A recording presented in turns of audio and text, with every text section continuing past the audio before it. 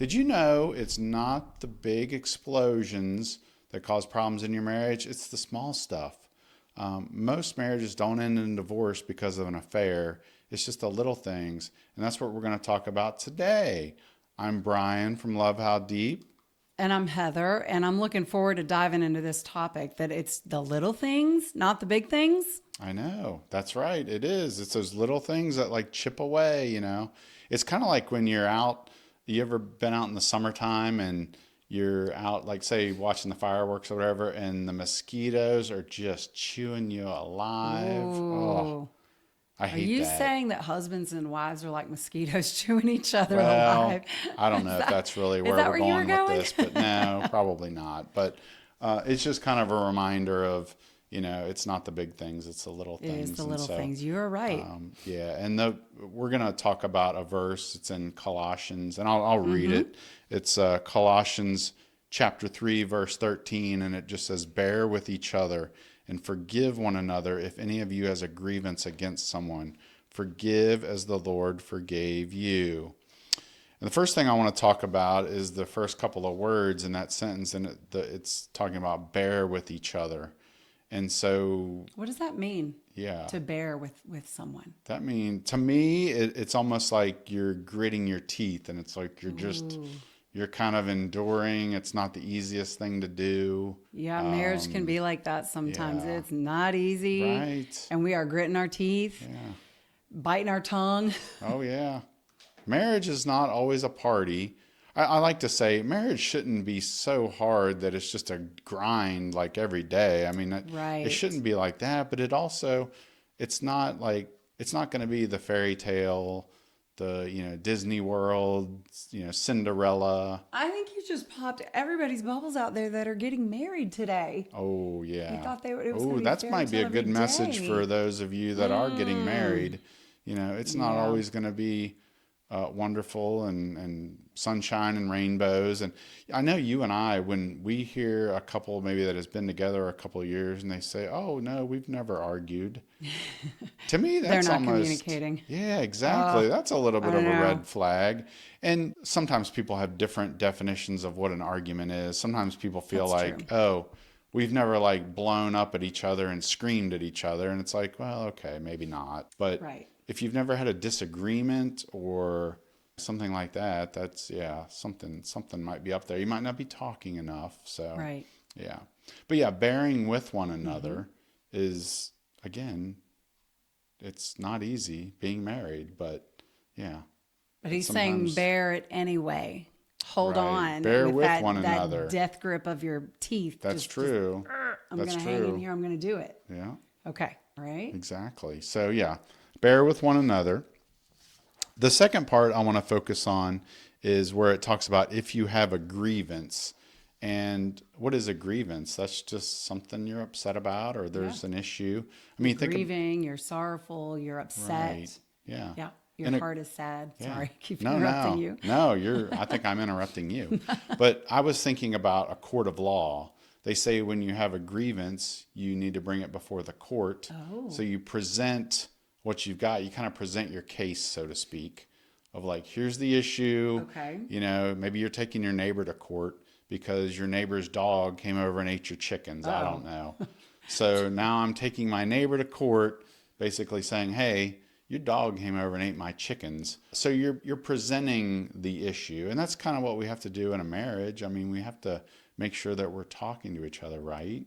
Okay. Presenting the issue to the other person. So if I am upset about something that has happened, I need to come to you and say, "Hey, Brian, this really bothered me today. I was very upset when XYZ." So is that what you're saying? I need to present Yeah. to you and like I would say kind so. of lovingly tell you what Yeah. I'm upset about? Or do I come to you just like screaming and yelling and like, why did you do this? Oh, I like the screaming and yelling. No, Oh, I'm just that's so kidding. fun. Yeah. No, of course not. And this is kind of stereotypical, maybe a generalization, but what I've heard over the years is that men typically need for their wife to be direct with them. Whereas I've heard a lot from wives will say things like, "Well, can't my husband just read the room? Can't he just know that I'm upset or know that this Right. needs to get done?" Right.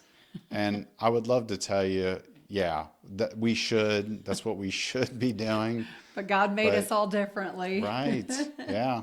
So sometimes men need to be hit over the head with a 2x4. Ooh, can I do that?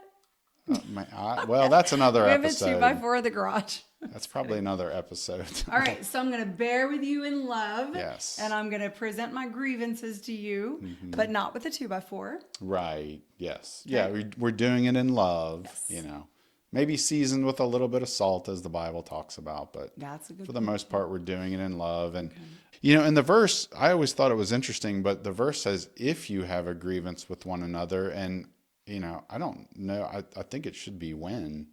We're always going to have issues. We're always going to have grievances. There's things are going to come up. So it's probably not an if thing. It's probably a when thing. So Yeah, because we're humans and we're going to get upset. We should. Yeah. And this last one might be the most difficult part of this, but it talks about how we need to forgive as the Lord forgave us. That's a hard one, isn't it? Ouch. Yeah. Yes, that is hard. Right. It's like, no, God, I don't feel like I have to forgive this. You don't deserve it. Yeah, you don't deserve Maybe it. I This don't is deserve irritating to me. This angers me. I should have every right to not Yes, forgive you. yes. You should be penalized for a bit. Yeah. We all go through those emotions and thoughts and feelings when anyone wrongs us, especially if it's some huge, big offense. We want to hold on to it thinking, I have every right to. And you're going to hurt from it because I'm holding on to this and I'm angry with you. Yeah. And that is not the way it works. It's not the way it works. Yeah. And we've heard all sorts of cliched ways that unforgiveness is not good for me, the person that is not forgiving. What is it? It's like taking a poison pill and hoping the other person dies. Right. Right. I heard a new one that I thought would really hit me. It was something like setting yourself on fire and hoping the other person dies from the smoke. And it's like, well, maybe that'll happen, but all they got to do is kind of walk away, which is sometimes what happens. The person on the other end sometimes doesn't even know that they've done anything wrong. Right. They're living their best life, and you're over here just, grinding your teeth down to nothing, and they don't even know. I always like to point out too that you can't always have that moment in time to where you go to the other person to say, hey, this really hurt me. And then they ask for forgiveness, or maybe you sometimes those conversations are just not possible. And I understand that. And I've lived through that. But the cool thing I know is that God still calls me to forgive. And when I choose to do that, because I have to choose to do it, he honors that obedience to his word. And then I'm not dying from smoke inhalation. I am not taking a poison pill hoping the other person dies. I can just pray for the other person and I don't feel anything from it anymore. So you might be in a situation to where you don't get to go and have that conversation with the other person, but you can still let it go. It's still possible. It's not easy. None of this is, but it is still possible. Yeah.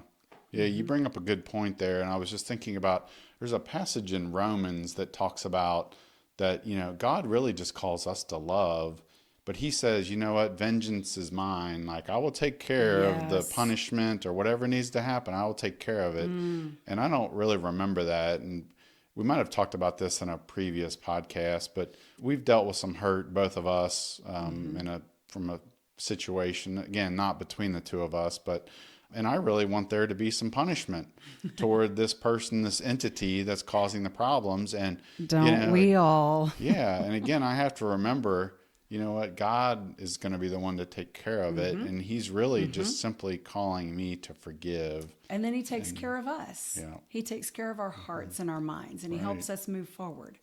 That's right. Yeah. And if we need any further kind of help in this area, then we can go no further than what he did on the cross for us. Yeah. And, he obviously died for us when we were the ones that needed the punishment. We were the ones that had the issue, but he took our place. And so if we're struggling at all to forgive, like for me, at least, I just have to remember that. And that kind of melts me like butter. You're right. Yeah. Right. And then too, remember when he was on the cross and he said, what did he say? He said, God, Father, forgive them, for they know not what they do. right. Yeah. Can you imagine that? While he's dying. If somebody was killing, in the process of killing me, and I said, God, please forgive them, I don't think that would be, I would be screaming for my life. I would be whatever. Yeah. Obviously not doing what he did. So, But that's what he did for yeah. us. Yeah. And he wants us to extend that same kind of forgiveness to the people around us. That's right. And again, not easy, but just, I would encourage you, those that are watching and listening, just again, if you're struggling to forgive, again, put God and put Jesus into your mind and into your heart and realize and recognize what he did for us. And that should help soften the situation some. Because again, I know when we look at our spouse, this other person that's done the wrong, it's not easy. If we keep our eyes on them, of course, we're going to maybe stay angry. Right. But if we focus on God and what he's done for us, it can make it a little bit easier for us. It really can. Yeah. Yeah. All right. I think we have wrapped this one up. I want to mention we have an online course on forgiveness. Speaking of forgiveness, and it's got 6 modules, 14 videos, all kinds of worksheets and things that you can do together with your spouse. It's a great process to learn forgiveness. There's all kinds of awesome tools, and just doing it with each other should hopefully bring you together, create more connection. And so we would encourage you to do that. You just go to lovehowdeep.com/forgive. You get the course right now. It's on sale for $27. Make sure you get that, take it together. And I think with that is a wrap, right, Heather? That is a wrap. All right. Thank you so much for joining us. And we will see you next time.